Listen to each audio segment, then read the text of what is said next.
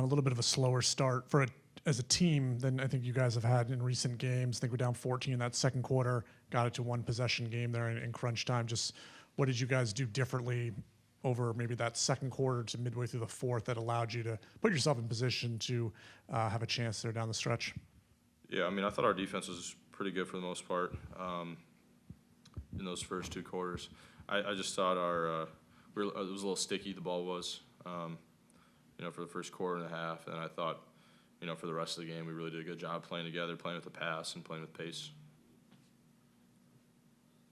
You guys are missing a couple of players, obviously, a little shorthanded here. But to lose a couple of games, the way you had the last couple of games, what's your thoughts on how you guys are playing of late as a team? I mean, honestly, I feel like we're playing pretty decently. Yesterday,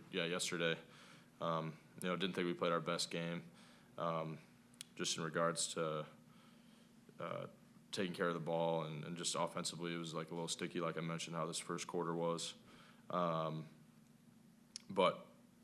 in all honesty, like I think the way we're competing on the defensive end and on the glass is really keeping us in these games. And so from a competitive standpoint, I think we're really bringing it. It's just two tough, close losses to two really good teams right out of the All-Star break. Then for you, I think you're number 2 right now in the NBA for having the most three-pointers in the season, behind, I guess, just one player. To be able to, Donovan Mitchell. You passed him, I guess. To be able to pass him and have that in your sights potentially, what does it mean for you to be able to have this kind of season where you have been shooting the ball as a rookie? It's cool, yeah. I mean, it's really, really cool. Credit to my teammates and the coaches, give me a lot of good opportunities to get good shots. And then just, sticking with it, sticking with my mechanics and, my confidence in my shot. And, it just seems like a lot of them are going in right now. Started with 2 other rookies tonight, Sion and Ryan. What is it like for you guys to be playing these high-level, like playoff intensity field games together, just about 8 months after you guys were drafted? Yeah, I mean it's good, especially with guys out. I think Ryan, really stepping up and being a physical presence. Throughout these last 2 games, he played 36 minutes. He's not used to doing that. So just, credit to him. He's playing his butt off. 9 offensive rebounds, having Moose out, who's a really good rebounder, especially on the offensive glass. I think Ryan's doing a really good job. And then Sion just, coming in, making the right plays, taking care of the ball and defending some of the best players in the NBA on a nightly basis. So those guys are just, really, really prepared and really professional with everything they do. Charles just came in here and said he never has to worry about you finding your offense or catering the offense towards you. You did say on multiple occasions how playing your dad's men's league helped you out. I'm curious to hear, how do you stay in a rhythm sometimes when maybe the ball's not coming your way? I think there's a lot of ways to get involved in the game.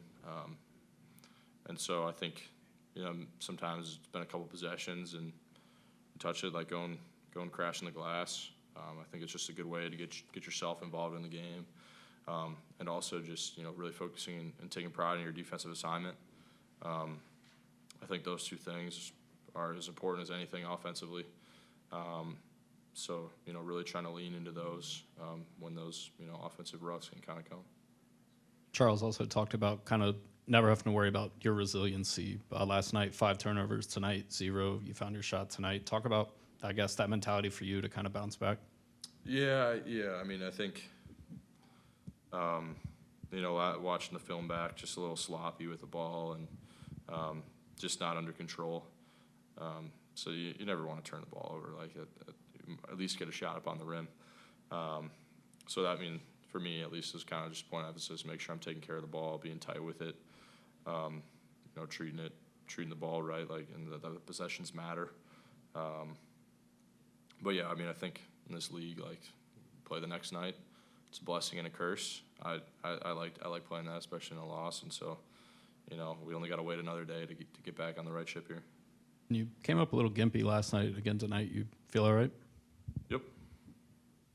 Kon, obviously the lineups are different than they were when you had the 9-game win streak because guys are out, but what has carried through the break into these last 2 games that makes you feel positive about the next couple? Yeah, like I said, I mean, I think for, 2.5, 3 quarters, I thought we played a really good basketball game. I thought that first quarter just wasn't our best ball. And like I mentioned before, just about our competitiveness defensively on the glass, our togetherness on both ends of the floor. Those feel good. And when these are really close games that come down to the last couple of possessions, sometimes they're just not going to go your way. So you just got to stay the course and keep going. Moose has been great in the short roll. Charles would say the seam pass. We saw Ryan Kalkbrenner being great at that point too. How important is it to have big guys, centers, who can kind of make those connecting passes for you guys? Huge.